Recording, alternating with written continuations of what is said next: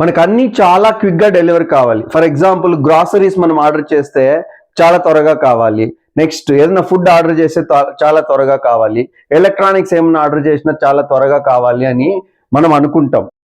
ఈ mind set ని quick commerce companies cash చేసుకుంటున్నాయి. ఈ మధ్య 10 years లో చాలా క్విక్ కామర్స్ కంపెనీస్ వచ్చాయి. బ్లింకిట్ కానీ, స్విగ్గీ కానీ, జొమాటో కానీ, దెన్ ఈవెన్ అమెజాన్ కూడా 15 minutes లోనే డెలివర్ చేయాలని ప్లాన్ చేస్తుంది. ఇప్పుడు క్విక్ కామర్స్ కంపెనీస్ వాళ్ళ ప్రైవేట్ లేబుల్ ని ఇంట్రడ్యూస్ చేస్తున్నాయి. అంటే ఏంటంటే వాళ్ళు ఇప్పుడు ఏం చెప్తున్నారంటే 15 minutes లోనే ఫుడ్ డెలివర్ చేసేస్తాము అని మాట్లాడుతుంది. బట్ అన్ని కాదు, కొన్నైనా కానీ డెలివర్ చేస్తాము అని మాట్లాడుతున్నారు. ఫర్ ఎగ్జాంపుల్ జెప్టో కేఫ్, దాని తర్వాత బ్లింకిట్ బిస్ట్రో, దాని తర్వాత స్విగ్గీ స్నాక్ ఇలాంటివి ఇంట్రడ్యూస్ చేయాలి అనుకుంటున్నారు. డెలివరీ 15 minutes లో కాకుండా 5 minutes లో అయినా రెడీలీ అవైలబుల్ ఐటమ్స్ అయితే గ్రాసరీస్ కానీ, నెక్స్ట్ వేరే ఐటమ్స్ ఏదైనా కానీ, ఎలక్ట్రానిక్స్ కానీ ఇవైతే ఫైన్. బట్ ఫుడ్ కి వచ్చే కొద్దికి మనం కొద్దిగా థింక్ చేయాలి. ఫర్ ఎగ్జాంపుల్ నాకు 2 సమోసా కావాలి, 2 శాండ్విచ్ కావాలి, 2 కాఫీ కావాలి. ఇంట్లో ప్రిపేర్ చేసుకోవాలంటే మినిమం 20 minutes పడుతుంది. వాళ్ళు ఏమంటున్నారు 15 minutes లోనే డెలివరీ చేస్తామని మాట్లాడుతున్నారు. అంటే అది కంపల్సరీ స్టోరేజ్ ఫుడ్ అని నాకైతే అనిపిస్తుంది. వాళ్ళ ఆర్గ్యుమెంట్ ఏంటంటే లేదు, మేము చాలా వరకు స్టోరేజ్ పెద్దగా చేయము, వీలైనంత వరకు త్వరగా ప్రిపేర్ చేసి ఫ్రెష్ గా ఇచ్చేదానికి చూస్తున్నాము, అందుకే మేము కొన్ని ఐటమ్స్ మాత్రమే సేల్ చేస్తున్నాము ప్రైవేట్ లేబుల్స్ బట్టి అని మాట్లాడుతున్నారు. బట్ 2 minutes లో ఏ విధంగా చేయగలరండి? ఎంత మీకు కెపాసిటీ ఉన్నా కానీ, వాళ్ళ మిషనరీస్ అంత బాగున్నా కానీ 2 minutes లో చేయాలంటే చాలా కష్టం. సో ఎనీథింగ్ స్టోరేజ్ ఉంటే కంపల్సరీ ప్రిజర్వేటివ్స్ యాడ్ చేస్తారు. ప్రిజర్వేటివ్స్ ఉంటే మనకు ఎంత హానో మీకు తెలుసు.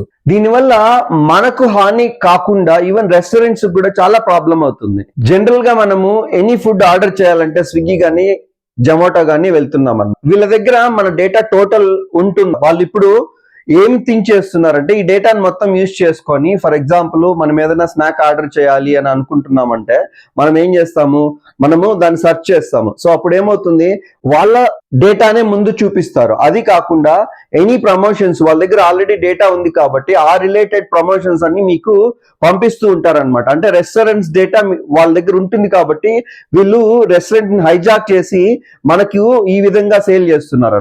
దీనిపైన national restaurant association of India చాలా సీరియస్ అవుతుంది. మా డేటాను మీరు ఎలా యూజ్ చేసుకుంటారు, దీనివల్ల చాలా రెస్టారెంట్స్ కి ఇబ్బంది అవుతుంది అని ఈవెన్ వీళ్ళపైన కేసు వేసేదానికి ప్రయత్నాలు జరుగుతున్నాయి. See, let me clarify, we have nothing against quick commerce in food delivery. We're absolutely for it.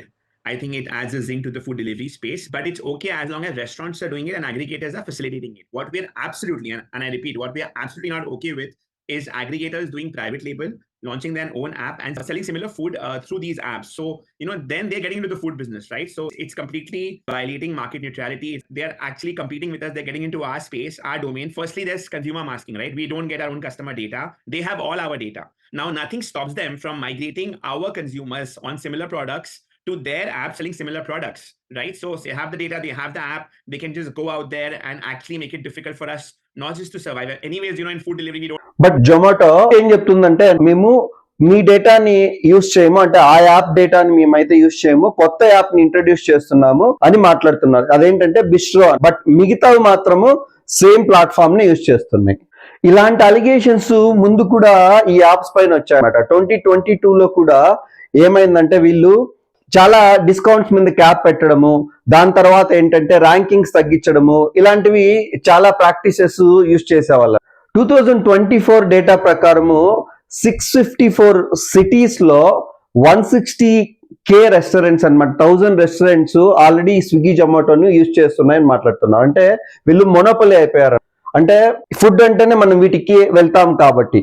దీనివల్ల ప్రాబ్లం ఏమవుతుందంటే చిన్న చిన్న రెస్టారెంట్స్ అన్నిటికీ ప్రాబ్లం అవుతుంది.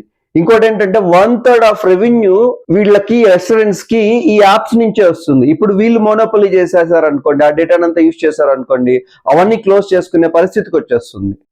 ఆల్రెడీ గ్రాసరీస్ యాప్స్ వల్ల చాలా చిన్న చిన్న షాప్స్ కన్నీ క్లోజ్ చేసేసుకుంటున్నారు. చాలా ప్రాబ్లం అవుతుంది సిటీస్ లో అయితే. సో ఇలాంటి మోనోపలి ఈవెన్ ఫుడ్ ఇండస్ట్రీలో కూడా ఇలా వచ్చిందంటే చాలా ప్రాబ్లం అవుతుంది కదా రెస్టారెంట్స్ కూడా. అంటే ఒకరే బాగుపడాలి, మిగతా వాళ్ళంతా ఏమైపోయినా పర్లేదు అనే మార్గము తప్పు అని నేను అంటున్నా.